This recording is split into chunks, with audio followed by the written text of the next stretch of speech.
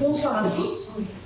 La première séance du Conseil communal de l'année 2025 est ouverte. Alors, nous pouvons passer au premier point de l'ordre du jour qui concerne le renouvellement de la commission facultative d'aménagement du territoire et de mobilité.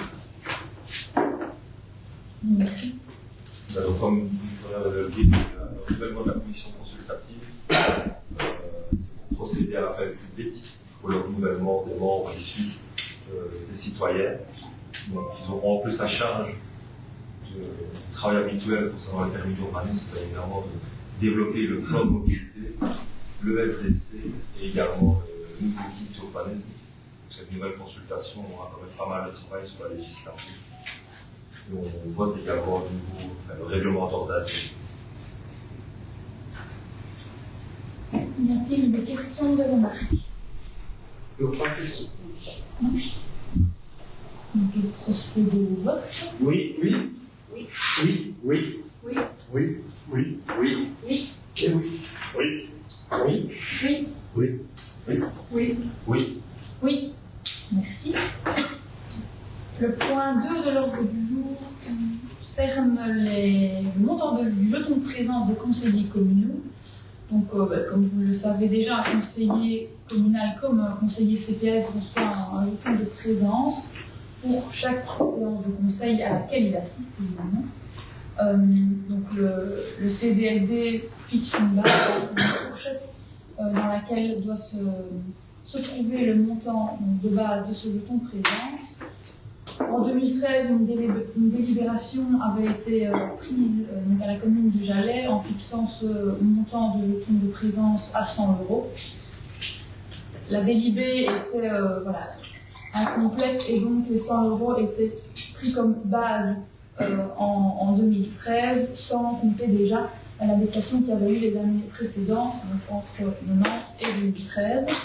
Et donc ici, il vous est proposé, pour revenir donc à cette base de 2013, mais donc en comptant l'indexation déjà des années précédentes, de remettre le jeton de présence, la base du jeton de présence, à 72,17 €, sachant donc qu'il y a pour le moment un indice de 2,0807 qui est appliqué au jeton de présence, et donc qui suivra l'indexation pour les années à venir. Et donc ici, il s'agirait de repartir sur une base correcte et donc avec un jeton de présence qui sera égal aux conseillers communaux et aux conseillers du CPS.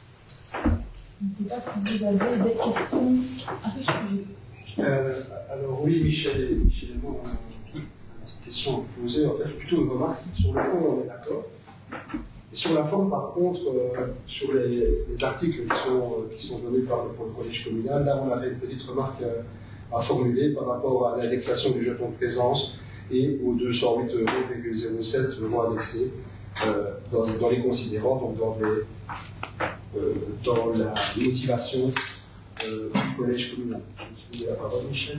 Oui, donc comme dit Vincent, en fait, sur le fond, on n'a aucun souci avec la formule reprise et par rapport justement à la référence de la décision du conseil communal de mai 2013 et revenir sur la valeur de base à 72,17 €, tel qu'arrêté au 1er janvier 1990. Ça correspond tout à fait, je veux dire, au mode de calcul par rapport au processus de majoration, d'indexation dans la fonction publique. Donc on n'a aucun souci par rapport à ça. Par contre, ce qui nous laisse un peu perplexe sur la forme, c'est quand on parle que le montant actuel indexé du jeton de présence devrait s'élever à 208,07 €. Or, ça, c'est un calcul qui n'est pas correct, vu qu'on procède justement à la rectification. Et il n'est pas cohérent par rapport aux explications qu'on a reçues lors de la dernière séance du conseil communal et telles que aussi reprises dans le PV de collège du 12 octobre dernier. Donc, c'est erroné de dire que le montant devrait s'élever à 208 € et de considérer que la volonté du collège de réduire ce montant de ce jeton de présence, c'est simplement, les 129,36 € résultent simplement purement de l'application du calcul d'indexation du montant du jeton de présence. Ce n'est pas une volonté du collège de réduire, c'est simplement le résultat, je dirais, arithmétique qui doit calculer l'indexation. Oui, mais donc par rapport aux 208,07, donc c'est par rapport à cette base des 100 de 2013 et justement à ce souci dans la délibération.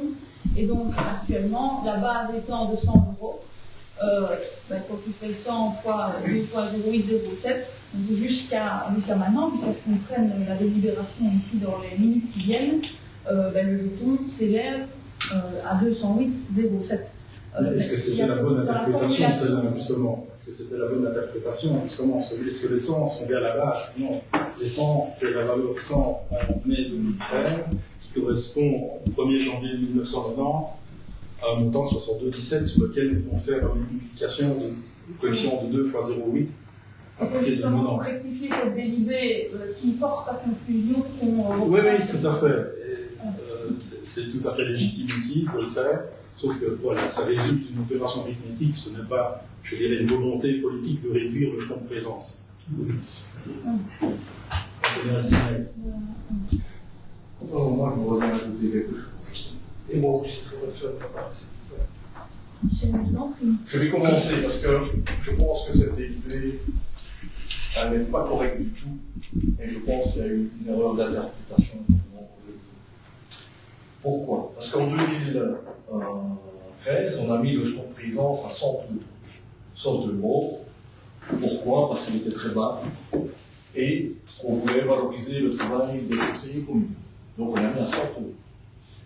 Je pense qu'il n'y a pas longtemps, les champs de présence des conseillers communaux étaient payés à 129,36 €. Il y a des conseillers communaux ici qui faisaient partie de la majorité précédente. Je suppose que vous pouvez me confirmer que vous avez touché 129,36 €, la grosse majorité du temps. Enfin, j'espère. Sauf que moi, au mois de décembre, premier mois où j'étais conseiller communal, j'ai touché 208,07 €. Ce qui me paraît absolument pas correct. Pourquoi ai-je touché 208,07 €? Je vous pose la question, Madame la Présidente. Je te remercie pour ta question, Michel. La réponse est très simple. Donc, il y a eu un souci au niveau de l'indexation. Donc là, qui n'est pas calculé par le politique et le collège, comme tu le sais, mais par l'administration. Je ne pas que oui. Mais donc, laisse-moi. Non, d'accord. Et qui est donc calculé par l'administration. Et donc, ici, en fin d'année 2024, ils se sont rendus compte donc d'une erreur d'interprétation et de calcul. Et donc c'est justement pour ça que nous reprenons cette délibération pour l'avenir. Donc par rapport à 2024, la base était évidemment la délibée de 2013, qui avait donc cette manière d'être écrite qui laissait justement place à la confusion. Et donc c'est cette base de 100 €. Quand on la multiplie par l'indice actuel de 2,0807, elle amène à 208,07. Ce qui fait donc qu'en décembre, c'est cela qui a été perçu, donc suite à la proposition de l'administration de régulariser la situation pour 2024. Je suis d'accord. C'est sur proposition de l'administration, je ne conteste pas ça, mais pour moi, ça n'est pas correct. Pourquoi? Parce que si vous indexez 100 €, tout le monde, tout le travail a eu ses salaires indexés. Depuis 2013, ils n'ont pas été multipliés par 2,08. Personne ne gagne le double de ce qu'il gagnait en 2010. Donc, pour moi, ça n'est déjà pas correct. J'ai été voir sur l'Union des villes et des communes. Il y a une mise à jour des jetons présents des conseillers communaux qui a été faite le 1er décembre 2024, où j'ai résumé, mais je l'ai avec moi, il est dans ma phrase quelque part, je vais le retrouver, où il est résumé qu'il y a aussi un jeton minimum qui est imposé par l'Union des villes et des communes. Et ce jeton minimum, il était en 2013, il était de 37,18 € et un maximum, en 2013, quand on a fixé, et il était un maximum de 125 €. Quand vous regardez toute la notice de l'Union des villes et des communes, il est mis à la fin, pour les indices futurs, veuillez multiplier ces sommes minimum et maximum par 2,0807. Et on arrive à un jeton minimum à l'heure actuelle de 77,36 € et de 260,08 €. Ce qui m'a été conforté dans ma réflexion, c'est l'intervention aussi que vous avez vue au niveau de la ville d'Aubaine, où une personne, un conseiller communal de l'opposition, s'offusque parce que les conseillers communaux de la ville d'Aubaine n'ont même pas le minimum imposé par l'Union des villes et des communes, qui se réfère, et c'est 77,36 €. Le minimum d'un jeton de présence pour un conseiller communal en 2025. Ajusté. Donc ici, non seulement en 2013, imaginez, on donne 100 € au conseil communal, moi je ne sais pas pour l'argent, ne tracassez pas, c'est même zéro, c'est la même chose. Mais ceci n'est pas correct. L'interprétation n'est pas bonne, et je pense qu'il y en a d'autres que moi qui ont fait la même lecture. Donc, on ne peut pas nous demander de passer à un jeton de présence de 63 € et quelque chose, si je me souviens. Alors qu'on est dans la légalité, on est en dessous du minimum. Donc là, il y a un problème de lecture et de législation. En plus, un salaire si vous prenez 100 € indexés, on arrive exactement à 129,36 € et pas 208,06. Donc moi, je suis désolé, je ne peux pas accepter une délibérée comme celle-là. En plus, parce que pour moi, c'est pas correct. Merci. Voilà. Mais oui, mais pas correct. Donc je voterai contre ça. Francis? Moi aussi, j'aime beaucoup analyser la chose et je suis assez à l'aise avec ce que je vais dire, puisque en décembre, j'ai mis le doigt sur la problématique. Voilà mon interprétation. J'ai entendu le mot interprétation en face et ça me fait bien plaisir parce qu'on interprète une phrase avec de toutes les manières possibles. En 1990 a été fixé des montants. Ces montants, c'était les montants des barèmes relatifs à l'échelle des grades de la fonction publique.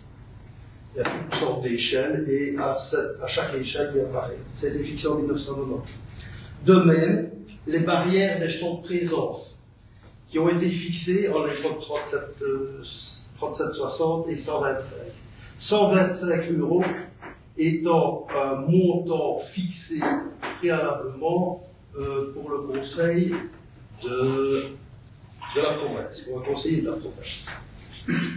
Et effectivement, en 1990, ces montants, je dis bien ces montants, donc les barèmes, celui de la province et les extrêmes dans lesquels doit se trouver la valeur du jeton de présence, ça, c'est effectivement bien soumis à l'index de 2,07 €. C'est clair, l'index de Nantes 2025, c'est ça.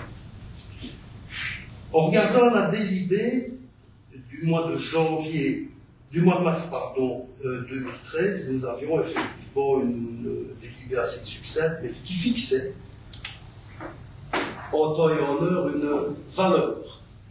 Cette valeur-là n'a rien à voir avec les valises, sauf le fait qu'elle est comprise dedans. Elle n'a rien à voir avec les montants des grades légaux. Sinon, si c'est un grade légal, on n'aurait pas le droit de monter à 100 €. On aurait imposé un jeton de présence, et ce pour toutes les communes. Et ce, je le rappelle aussi en 2013 pour le conseil de police.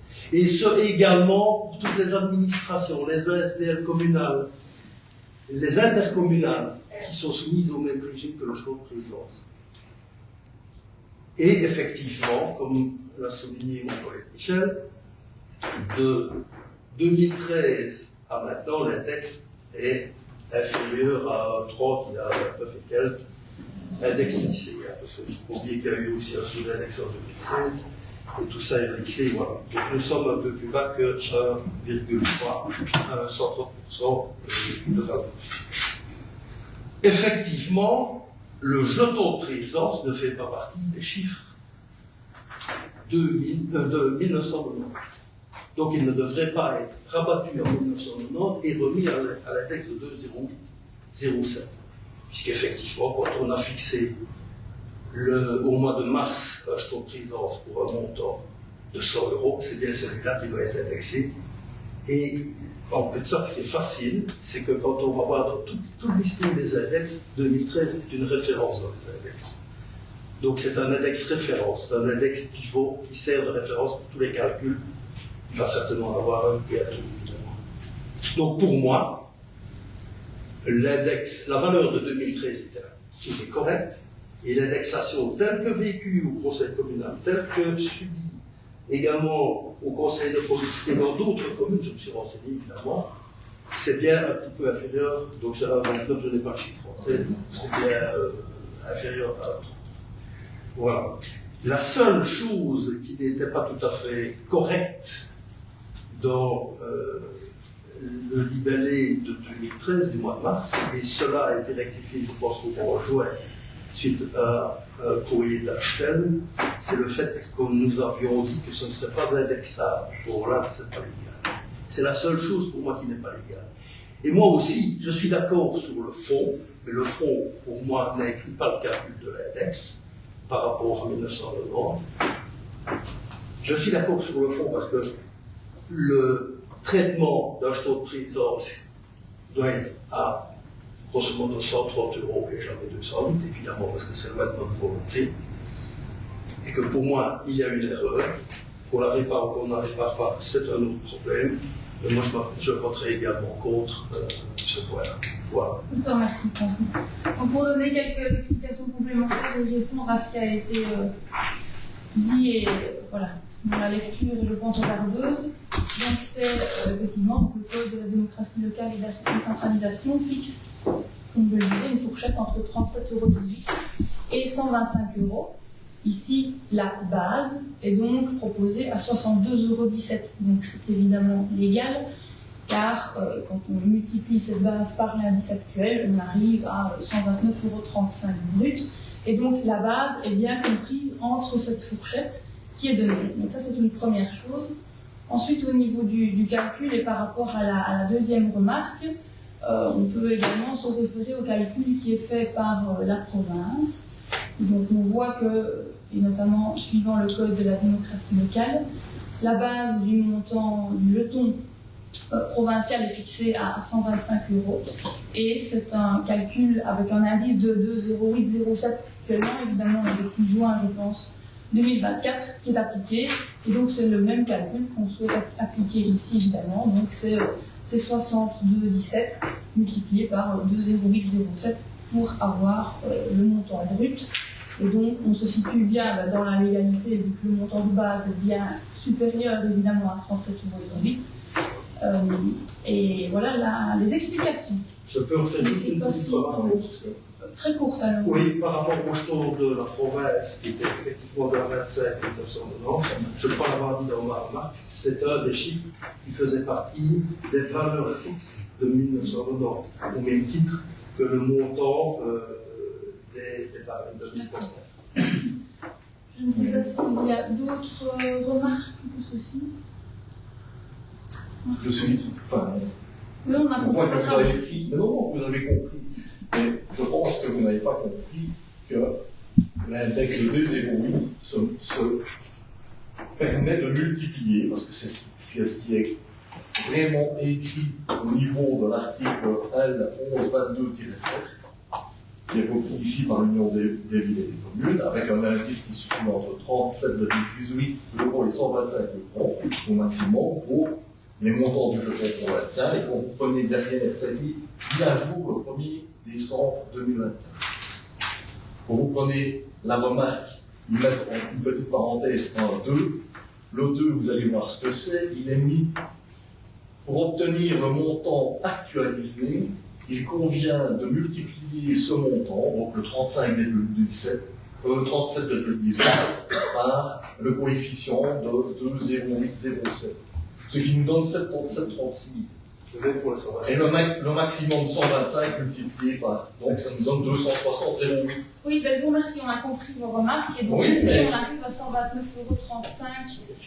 mais il y a des remarques que je vais vous poser, une petite question, vous allez avoir la réponse. De façon très courte, parce que oui, n'emploie pas la même présidente de séance que toi, Michel. Mais peut-être, mais moi j'aime bien m'exprimer et je m'exprimerai quand je dois m'exprimer. Je vous le dis déjà.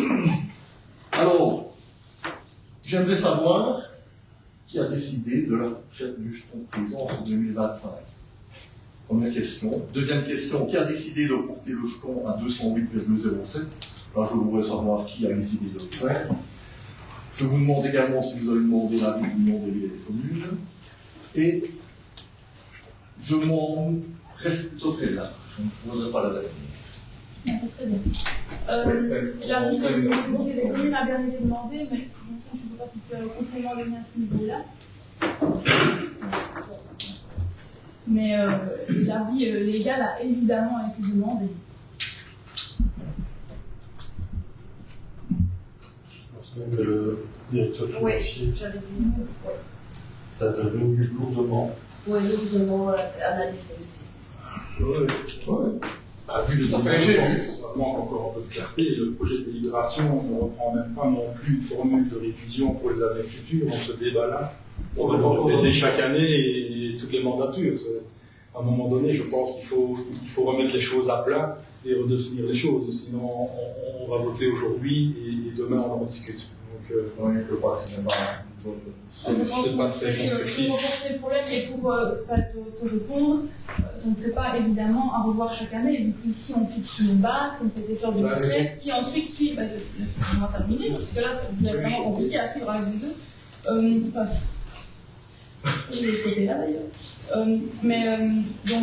Donc c'est évidemment après suivant l'indice, voilà, donc on a une base qui est fixée au moment, et donc ici une base donc, qui reprend les 100 €, donc si on en déduit ce qui était l'indice en 2013, c'est-à-dire les 1,6084 à l'époque, on arrive à ces 62,17 qu'on veut refixer aujourd'hui et qui suivront ensuite l'indice pour les prochaines années. Si je peux me permettre, je pense aussi, dans la délibération de mai 2013, on avait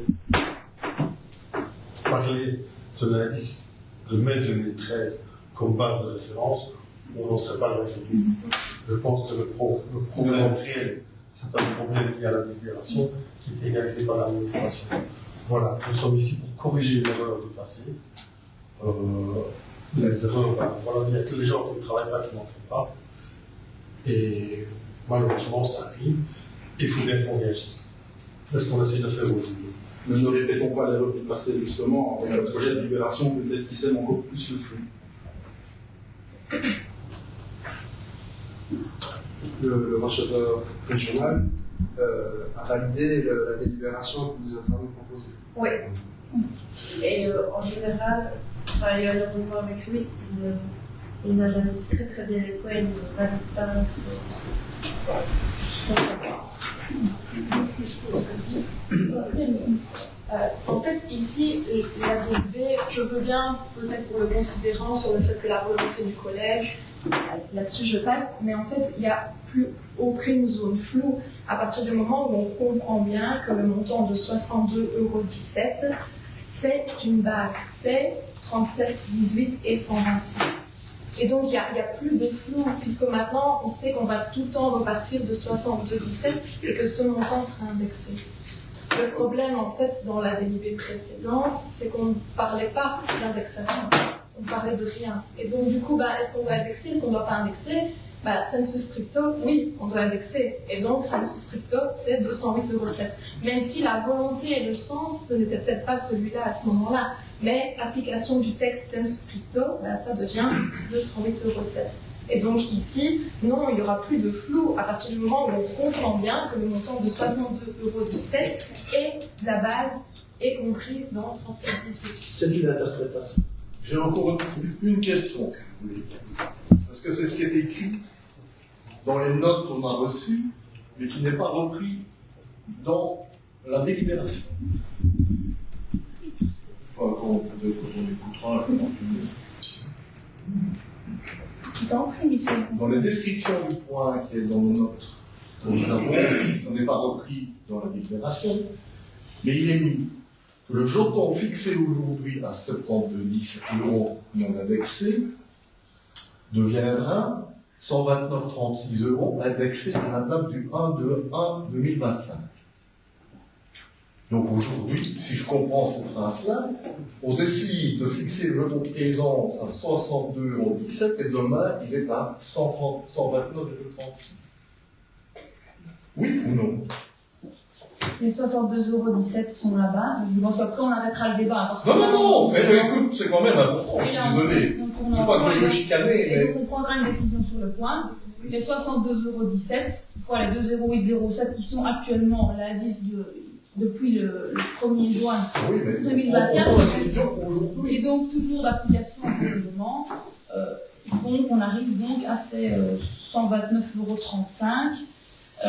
Et donc, évidemment, les jetons de présence donc, sont payés par semestre aussi, c'est important de le préciser, je pense.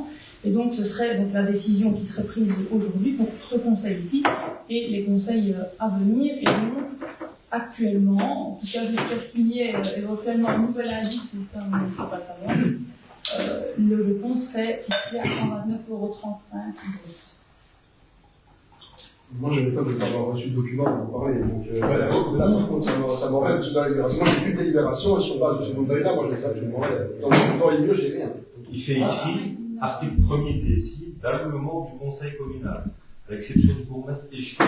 Non, pas ça. Dans la motivation, pas dans la délibération.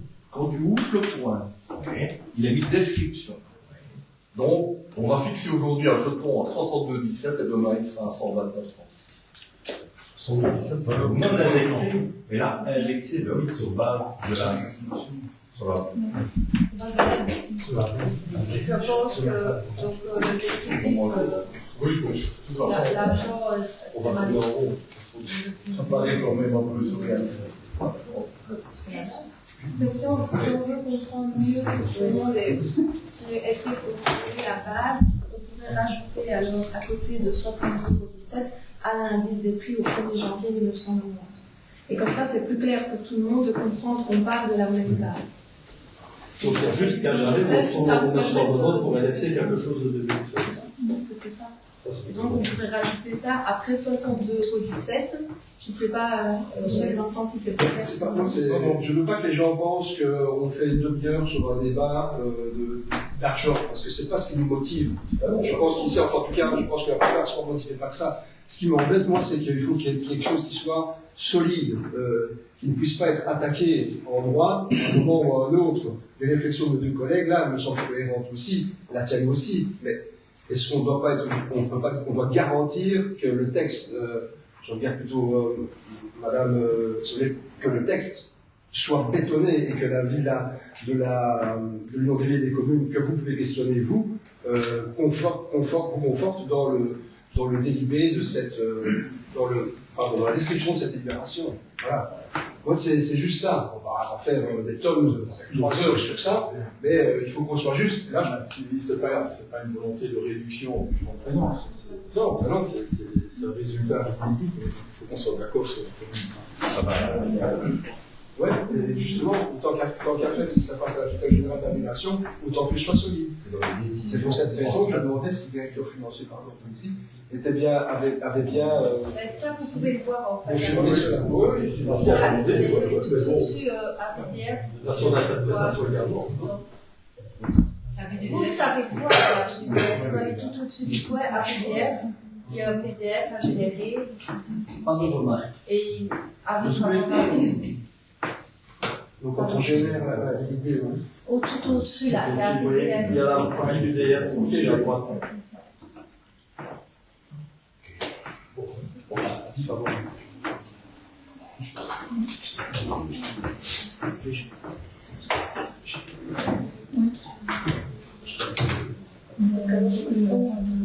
c'est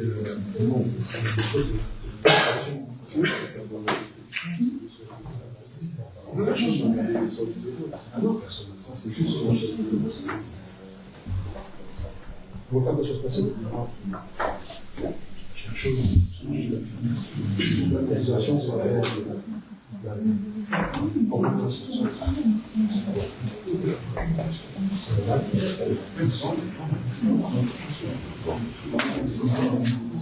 Mais le fond restera le même, et ça je pense qu'on est tous, enfin, peut-être pour certaines personnes qui ont une mauvaise compréhension, mais je pense qu'on est tous d'accord sur le fond de la délibération. Mais donc on va l'envoyer d'abord à l'Union des... Alors, je tiens à préciser que ça a déjà été fait et que l'avis de l'Union des villes et des communes a déjà été demandé. Peut-être pas sur la délibération exacte. Si on envoie chaque délibération à l'Union des villes et des communes, je pense qu'ils seraient assez fâchés d'avoir toutes ces communes qui se retournent vers eux, ce qui serait compréhensible. Mais donc ici, on va envoyer la délibée complète à l'Union des villes et des communes, mais le fond restera le même et on le fera repasser au prochain conseil qui aura lieu le 17 février. On doit voter pour le report. On va pour le report. Oui. Oui. Oui. Oui. Oui. Oui. Oui. Oui. Oui. Oui. Oui. Oui. Oui. Oui. Oui. Point suivant.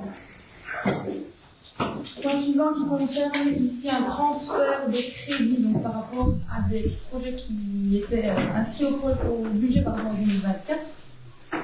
Donc ici c'est uniquement une clause technique, je vais dire, et qui sera donc annexée ici au prochain compte de l'année 2024. Et donc c'est une circulaire budgétaire qui nous demande donc de faire cette modification technique.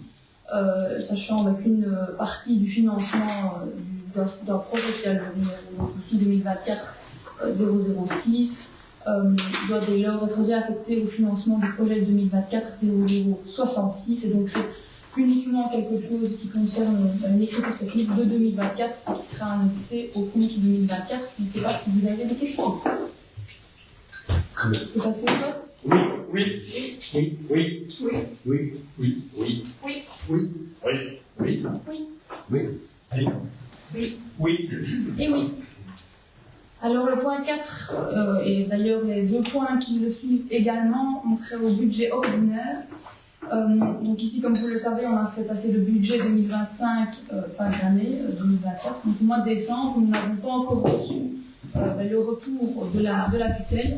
Et donc en attendant ce retour, on ne peut dépenser qu'un 12e de l'article qui est prévu pour 2024. On a 3 articles qui sont concernés par le dépassement.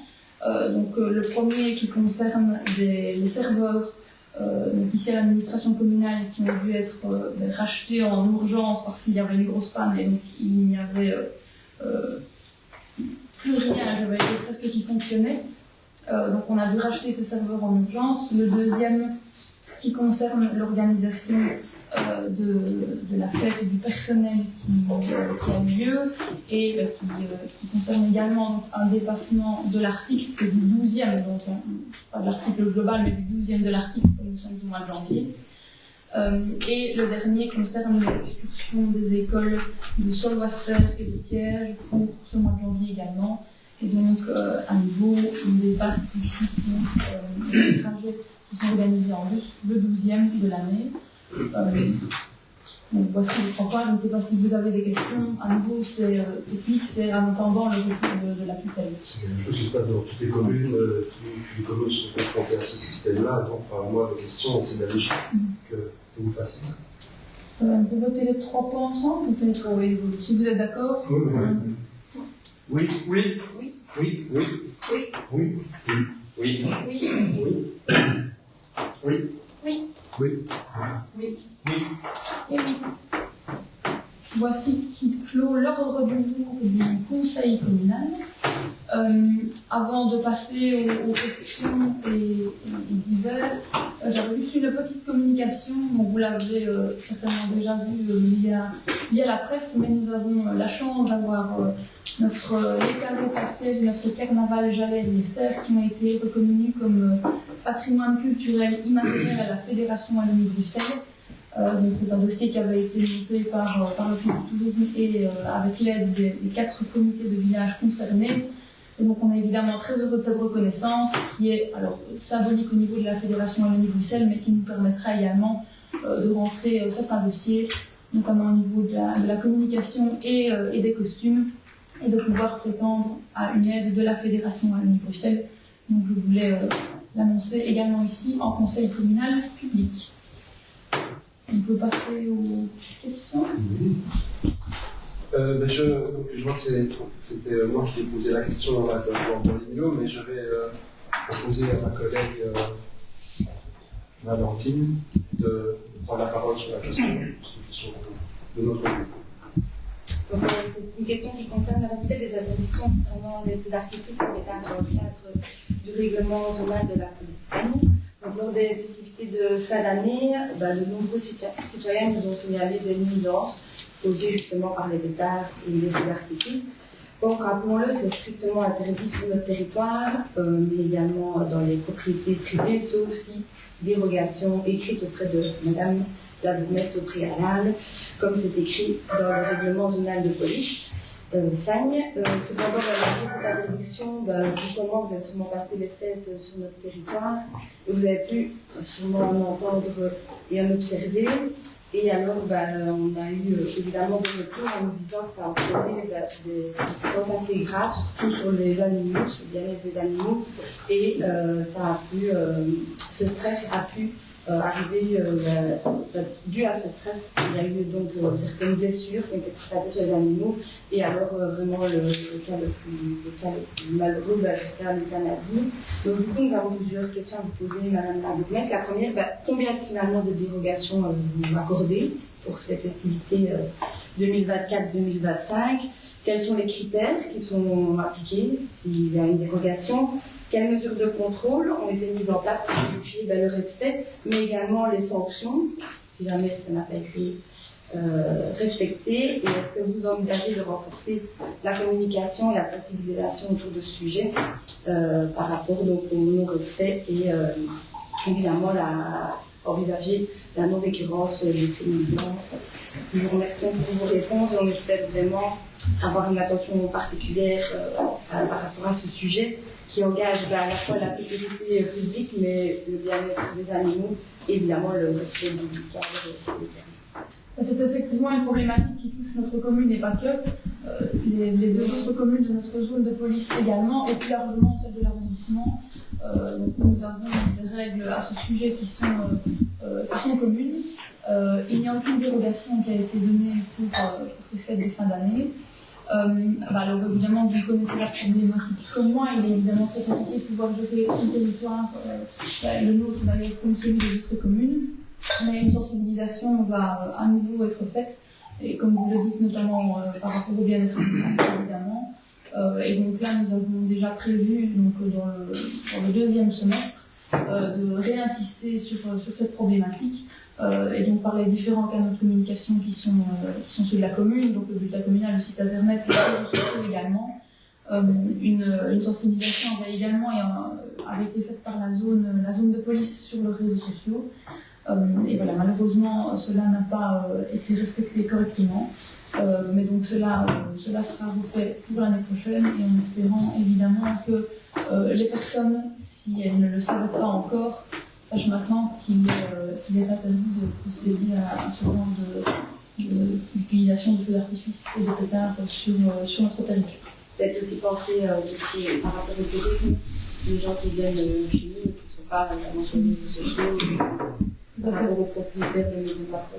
C'est ça, donc là une réflexion est aussi en cours justement pour sensibiliser les propriétaires pour qu'eux puissent alors passer l'information à leurs locataires pendant ces moments de fête. Merci.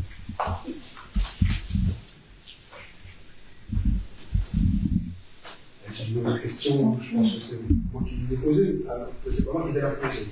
Je partage, donc la prochaine c'était. C'est moi, c'est. Ça concerne la restriction, les normes anti-tabac aux abords des terrains de football, et pas que, de toutes les infrastructures sportives. Et donc là, c'est mon camarade André qui va poser la question à Dimitri. Oui, c'est à dire. L'élargissement de l'interdiction de fumer en vigueur depuis le 31 décembre 2024 représente une étape importante vers l'objectif d'une génération sans tabac d'ici 2040. Cette réglementation qui vise à protéger les jeunes et les enfants contre le tabagisme, actif et passif, impose des interdictions spécifiques dans de nombreux lieux publics, notamment les terrains de sport, les entrées et sorties d'école, les crèches, les entrepôts et accueils extrascolaires. Nous souhaitons donc poser les questions suivantes. À propos de la signalétique, le SPF Santé, par exemple, a à disposition des panneaux et autocollants pour signaler l'interdiction de fumer. Le collège communal a-t-il pris des mesures pour commander et installer une signalétique? Je vais pas le répondre de suite à chaque fois.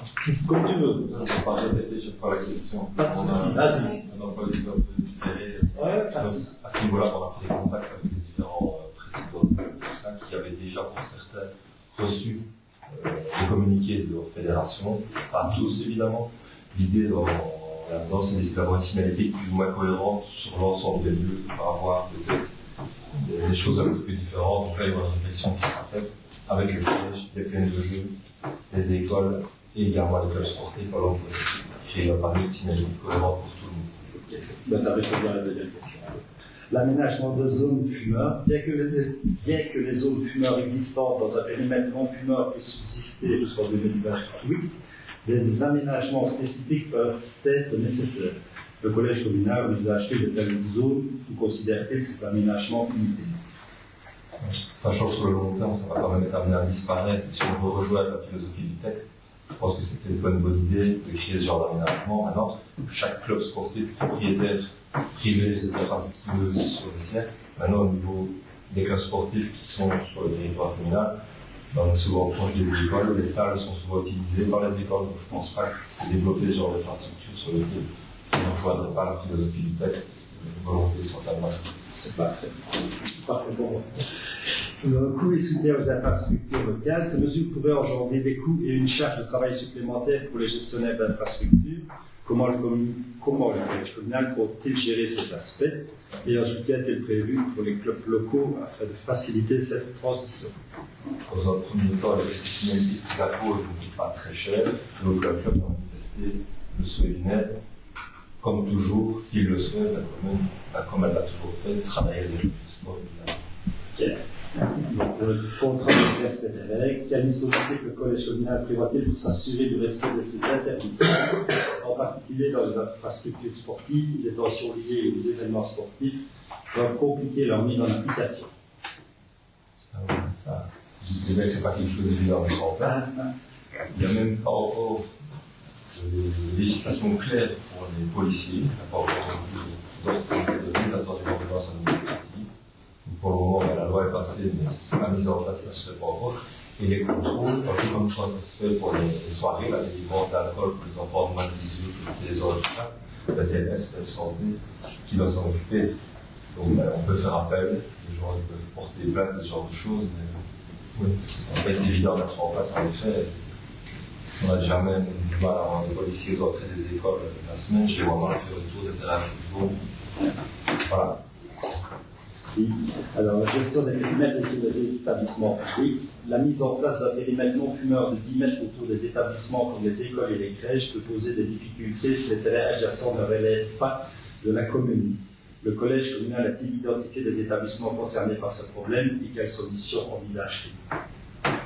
On va rencontrer les crèches, avec les autres directrices d'école, pareil au niveau des présidents des clubs, on fera avec la barricade pour éviter aussi de reporter peut-être le problème à des endroits inadéquats. Parfois on est sur le public, parfois on a des clubs de sport qui sont plutôt des enceintes scolaires. Donc s'ils doivent se tenir à 10 mètres d'une entrée, parfois c'est possible, parfois c'est plus compliqué.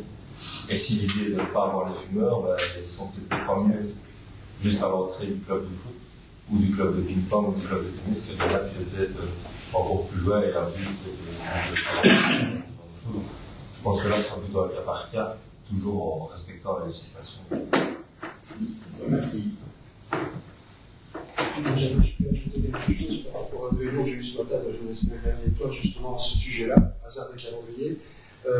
Il me revient que l'AES, donc l'Association des établissements sportifs de Wallonie, ainsi que la CFF, donc le club de football francophone, ont préparé déjà des visuels qui seront, parce que je pense comme toi qu'il faut que ce soit quelque chose qui soit homogène, et pas qu'on fasse quelque chose dans la commune de Jalais et qu'on fasse ça ailleurs ou autre. Et que donc, voilà, simplement pour information, ces deux associations-là nous soutiennent, ainsi que cette association qui ne soutient pas tout l'arrondissement. Donc, on s'en occupe.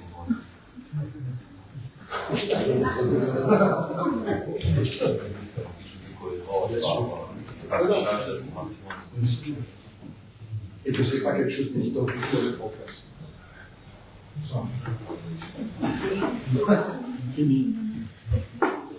Posez ma question.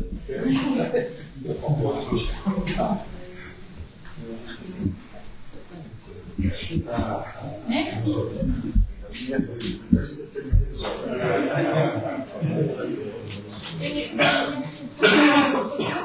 Oui, à ce sujet, j'ai une petite remarque. Donc, celle-ci, je pense, concerne l'immeuble à Balmoral. Vous avez posé des questions et on y répondra cette fois-ci, mais je voulais juste, et en début de mandature aussi, faire un petit rappel du règlement d'ordre intérieur du conseil communal, qui stipule que, évidemment, les membres du conseil peuvent poser des questions sur les compétences qui concernent le collège ou les dossiers où le collège a un avis rendu possible. Mais ces questions donc, sont des questions d'actualité qui ont trait à des dossiers qui ont lieu entre le dernier conseil communal et le conseil communal actuel. Donc ici, on travaille, je pense, d'un article qui est paru au mois de novembre, qui était donc avant le 19 décembre. Donc c'était juste un petit rappel par rapport aux questions d'actualité. C'est vrai que sinon on peut revenir avec beaucoup de sujets différents au conseil communal, ce qui est très bien parce que le débat doit avoir lieu. Et donc on essaie en conseil de vraiment sauter sur l'actualité quand elle est là. Oui, c'est bien noté. La question était déjà faite pour le conseil du 19 décembre, mais je pense qu'au 19 décembre, il y a un point beaucoup plus important à aborder concernant notamment le budget, donc c'est pour ça qu'on a préféré le reporter. Donc c'est aussi un petit peu en fonction du calendrier et par rapport à la priorité qu'on met aussi dans l'ordre du jour qui est déjà assez conséquent à cette période-là. C'est noté, c'est bien noté. On respectera le On règlement. demandera à la presse de sortir son article plus tard. Oui, je vais poser ma question avec une face noire quand même. Donc on souhaitait effectivement revenir sur un article paru dans la Meuse du samedi 16 novembre 2024 concernant la régularisation d'un immeuble en cours de construction à Balmoral et ayant fait l'objet d'infractions urbanistiques constatées. Le titre de cet article, quelques milliers d'euros payés, les travaux de l'immeuble trop gros reprennent, est éloquent. Le contenu de celui-ci est préoccupant. Notre commune se serait ainsi retrouvée, je cite, pieds et poings liés dans cette affaire, d'autant plus que certains appartements étaient déjà vendus. Si la commune refusait le dossier de régularisation, il existait le risque que le promoteur mette la société, spécifiquement créée pour le projet, en faillite, et que la crête de Balmoral se retrouve avec un chancre. Quel signal donnons-nous ainsi au secteur de l'immobilier sur notre commune? Le mode d'emploi, malheureusement connu, est au travers de cet article répété. Demander un permis au nom d'une société spécifiquement créée, provisionner un montant marginal dans votre montage financier correspondant au montant maximal de la transaction prévue au code d'été, procéder aux modifications qui dégagent une plus-value manifeste et au cas de contrôle défavorable, revisser la menace de vente déjà enregistrée et d'une faillite si l'obtention de votre régularisation est compromise. Nous avons bien pris note que la transaction était complétée par des charges d'urbanisme et de quelques travaux complémentaires à charge du promoteur. Cela s'avère toutefois léger au regard des risques encourus par le promoteur devant une juridiction civile. À ce titre, il est utile de rappeler que, outre la possibilité de demander la remise en état, l'article D722 du Code d'été émet également la possibilité de réclamer une somme représentant tout ou partie de la plus-value acquise par le bien suite à l'infraction. Ce qui, dans notre cas d'espèce, pose question. Quant au motif avancé concernant la vente d'appartements, un acte authentique de vente peut être annulé pour cause d'infraction urbanistique. Il ne doit d'ailleurs pas revenir à la collectivité d'assumer la responsabilité de tels risques. Certes, il est entendu qu'un mauvais accord vaut mieux qu'un bon procès. L'objectif ici n'est pas de revenir sur des décisions antérieures, mais il y a lieu de se soucier que cette affaire ne crée pas de dangereux précédents. Ainsi, dans ce contexte, nous formulons la question suivante au collège communal. Quels sont les enseignements tirés de ce dossier et quelles mesures proactives sont ou seront mises en place pour éviter, autant faire se peut, pareille situation préjudiciable pour notre commune et suscitant de plus un sentiment légitime d'iniquité. Merci pour votre attention. Moi aussi. Je t'en prie. Ouais, juste 2-3 petites choses. Il faut savoir que le permis d'urbanisme n'avait pas été accordé par la commune. Okay. Ni par le fonctionnaire délégué. Ce permis est octroyé en recours au Conseil d'État. Ça, c'est une première chose. Voilà, personne n'était pour. À partir du moment où on fait en Conseil d'État, ça donne déjà une info sur la suite d'une éventuelle procédure. On aurait voulu continuer. Vous savez qu'on a déjà perdu une fois. On est peut-être un petit peu moins chaud de se dire, ok, on va appliquer la sanction la plus élevée dans le cadre de la suite de l'infraction. La deuxième chose, le conseil, le l'ancien collège, s'est fait aider évidemment, on porte les décisions tout seul, donc il y a eu un avocat expert en la matière qui les a conseillés par rapport à la procédure à suivre. Dans le cadre de cette procédure-là, en effet, on peut avoir une infraction et alors réclamer la somme sur la plus-value. Seulement, ce ne sont pas les mêmes procédures. Il faut faire attention de ne pas mélanger les deux. Ce n'est pas parce qu'on a choisi un arrangement qu'on pouvait continuer à appliquer cette somme sur la plus-value. Donc ça, la commune, à ce niveau-là, elle avait le choix, soit de poursuivre devant le tribunal correctionnel et alors avoir des mesures de remise en état et l'exécution d'ouvrages de paiement de la plus-value, soit la commune alors pouvait lancer une action en civil et également réclamer certaines mesures. L'inconvénient de ces deux procédures-là est qu'il y a un tribunal qui va devoir légiférer et si on perd, on se retrouve alors avec un jugement et donc, par hypothèse, on pourrait ne pas obtenir la démolition et ne pas avoir des chances de voir aboutir cette décision devant le Conseil d'État, sachant que le Conseil d'État n'avait déjà pas été en notre faveur à l'époque. C'était peut-être un petit peu difficile de partir, donc la commune avait fait le choix de solliciter l'exécution de l'ouvrage et des travaux d'aménagement, ainsi que la somme de l'amende, de la perception la plus élevée possible, qui en effet vaut 25 000 €. Ça paraît dérisoire par rapport à des bâtiments comme ça. Il y a 25 appartements, ça fait 1 000 € par appart. Et comme vous le citez, c'est peut-être facile de le provisionner. Mais bon, voilà. La commune, en ayant été au bout de la procédure, en faisant arrêter les travaux aussi, a manifesté son souhait de ne pas voir se reproduire ce genre de choses, en disant ok, c'est facile de faire arrêter un permis d'urbanisme pour un particulier, mais ils ont été au bout des choses. Donc ça veut dire qu'on espère que les futurs promoteurs se diront ok, à jamais, on ne sait peut-être pas faire ce qu'on veut, parce qu'en plus des 25 000, le chantier est arrêté, ils ont dû faire des travaux, ils ont dû réintroduire un nouveau permis, donc payer un architecte, ils ont dû faire de nouveaux plans. Donc cette procédure-là leur a coûté certainement beaucoup plus que les 25 000 € d'amende qu'ils ont reçus. Voilà. Merci pour les explications sur le dossier en question. Maintenant, pour l'avenir, qu'est-ce qui peut être mis en place au niveau du service de l'administration qui délivre le permis pour être peut-être plus vigilant par rapport à des dossiers qu'on sait peut-être un peu plus identifiés comme étant à risque? Savoir envoyer l'actuel de l'administration, toutes les 3 semaines, contrôler si les hauteurs sont bonnes. Voilà, ça demanderait énormément de temps déjà, énormément de temps. Voilà, je pense que c'est très très compliqué, oui. D'un autre côté, pardon, je vous trouve, mais d'un autre côté, le permis avait bien été refusé et a été accepté par le par le ministre. Donc voilà, comme dans d'autres domaines d'ailleurs, nous, on emploie les règles qui nous semblent les meilleures pour notre territoire. Je pense que les communes sont quand même les plus à même de savoir aussi ce qui convient sur leur territoire. Et malheureusement, l'avis de la commune n'est pas toujours suivi par l'autorité supérieure. Et ça, moi, je trouve que c'est un problème, parce qu'on est dans le profondeur à ce moment-là. Ça veut dire que si on n'est pas suivi alors qu'on a une administration, alors qu'on a un conseil, on a un collège, je ne trouve pas ça logique qu'il y ait un pouvoir discrétionnaire qui vienne au-dessus de finalement, si je parle du Conseil d'État, ok. Et là, c'est quand même un ministre qui a révoqué quelque part une décision et qui en a pris une autre. Et moi, ça m'interroge. Parce que c'est comme ici, c'est notre commune. Tout à fait d'accord. Mais il faut savoir que même le permis qu'on ne souhaitait pas, ils n'ont pas respecté.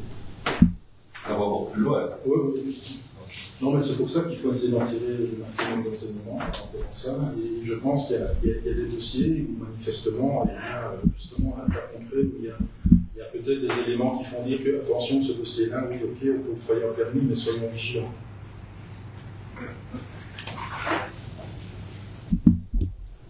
Si je peux me permettre, parce que le dossier-là, c'est un dossier quand même un peu particulier, je ne pense pas qu'il va se répéter chaque année. Non, parce qu'en plus, tous les avis ont été défavorables, comme vous l'avez dit, que ce soit la commune, que ce soit Liège, que ce soit les pompiers. D'ailleurs, l'avis était absolument négatif. Et le ministre a octroyé, on est allé au recours, on est allé au Conseil d'État, on a perdu. Et là, le problème, c'est qu'on n'a pas eu de retour. Parce que, comment vous voulez, le ministre octroie le permis à notre fils, et en fait, dans l'octroi du ministre, il stipulait comme quoi il fallait que le promoteur se conforme aux exigences de la zone de secours, parce qu'ils étaient négatifs. Or, la zone de secours a écrit au promoteur en disant si vous voulez qu'on vous donne un avis positif, il faut que vous redéposiez des plans à la commune de Genève, ce qu'ils n'ont jamais fait. Et là, comment voulez-vous qu'il y ait un contrôle, étant donné qu'on ne sait même pas ce que le ministre avait accordé ou demandait au niveau du promoteur. Et le promoteur a fait ces plans-là qui n'ont même pas été respectés, puis le bâtiment s'est construit, et puis alors à un moment donné, la problématique c'est que la zone de secours ne donnait toujours pas son aval au promoteur, et que pour finir, ils en sont arrivés, et c'est d'ailleurs pour ça qu'on a gagné au tribunal de première instance, parce qu'il faut quand même pas oublier qu'on est allé au tribunal de première instance pour faire arrêter les travaux. Et le juge nous a donné raison, uniquement parce que la zone de secours avait écrit dans un mail comme quoi l'évacuation des résidents ne serait peut-être pas possible en cas de sinistre. Alors, ça vous met la situation du dossier super compliquée. Maintenant, une procédure, faire démolir, remettre en prise par l'État, etc., on serait parti dans des procédures judiciaires qui dureraient pendant 5 ans, 10 ans, puis on ne serait arrivé nulle part, la société se serait peut-être mise en faillite, pauvre curateur, ceci, on aurait vendu, ça aurait été un autre. Voilà, mais et il faut savoir aussi que l'amende n'était quand même pas de 25 000 €, elle était de 45 ou 54, je ne sais plus exactement, mais c'est plafonné dans le code d'été à 25 000. Ça, c'est bien malheureux. Mais là aussi, on pourrait voir pourquoi est-ce qu'on plafonne une amende à 25 000 €. Si, peut-être pour couper un arc ou 2 arcs ou faire une toute petite maison, 25 000 c'est beaucoup, mais sur un bâtiment pareil, 25 000 ça vient beaucoup. Et ça, c'est des lois qui pourraient changer. Je ne dis pas plus. Merci pour les informations. Le message est passé. Est-ce qu'il y a d'autres commentaires par rapport à cette question-là? Avez-vous des divers? Non. Eh bien, la séance du conseil communal est ainsi terminée. Merci. Et le prochain conseil aura lieu le 17 février.